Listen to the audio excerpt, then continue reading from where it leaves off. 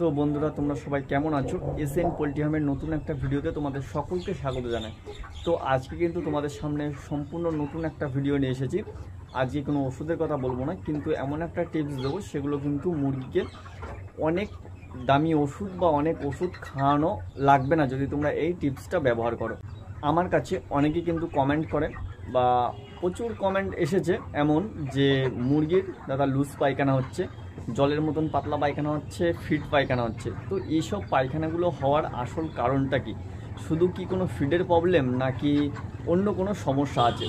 তো সেই সম্পর্কে আজকে কিন্তু বিস্তারিত আলোচনা করব।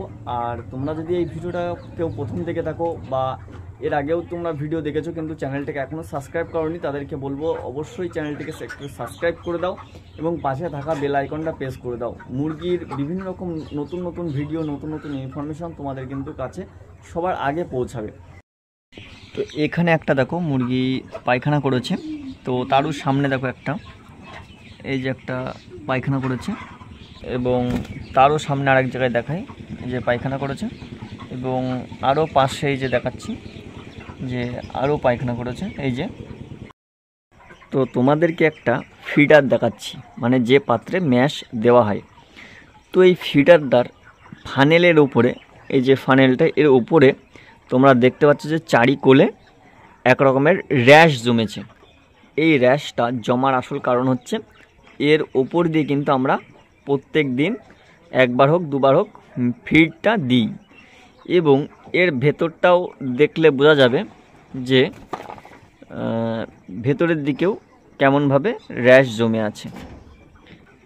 এই র্যাশগুলো জমে থাকার ফলে নতুন করে যখন আমরা মুরগির জন্য ফিড দিই এই ফানেলের ওপর দিয়ে, এই র্যাশগুলো কিন্তু আস্তে আস্তে এই ফিডের সাথে ভেতরের দিকে চলে যায় এবং চলে গিয়ে যখন কোনো একটা সময় মুরগির যদি ফিডটা টান হয় সেই সময় কিন্তু গুঁড়ো ফিডগুলোও কিন্তু মুরগি খেয়ে নেয় এবং এই খেয়ে নেওয়ার ফলে মুরগির পেটের মধ্যে কিন্তু একটা ফাঙ্গাস তৈরি করে এবং সেখান থেকে কিন্তু মুরগি লুজ পায়খানা বা লুজ মোশন কিন্তু শুরু হয়ে যায়। আমাদের করতে হবে কি, এমন একটা ন্যাকড়া নিয়ে এই ফানেলটা বাইরে বের করে এরকম চারি সাইডে কিন্তু ভালো করে পরিষ্কার করে বের করে দিতে হবে যাতে এই গুঁড়োগুলো ফিডের মধ্যে আবার না চলে যায় এবং এর সাথে কিন্তু এটাও খুলে বের করতে হবে। এর ভেতরেও যে র্যাশগুলো রয়েছে সেগুলোও কিন্তু ভালো করে পরিষ্কার করে দিতে হবে। এই যে দেখো ঠিক এমনভাবে পরিষ্কার করে দিতে হবে। এটাও দেখো বেশ ভালো করে কিন্তু পরিষ্কার করে দিয়েছি। তোমরা হয়তো অনেকে ভাবছো যে আমার ফার্মের ফিডারগুলো কেমন।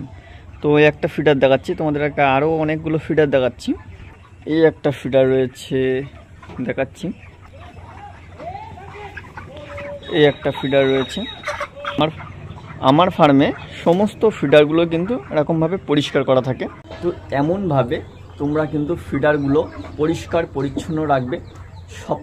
এক সপ্তাহে মিনিমাম একদিন তো পরিষ্কার করবেই, প্লাস যদি দুদিন সম্ভব হয় সেটাও কিন্তু করবে।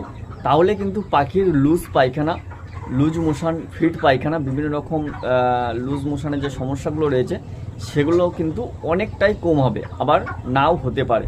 তো এই লুজ পায়খানা যদি হয়, মুরগির মলদ্বারের পেছনে মল জমা হয়ে কিন্তু মাছি বসে সেখানে কিন্তু পোকা হয়, আরও একটা বিভিন্ন রকম সমস্যা দেখা দেয়।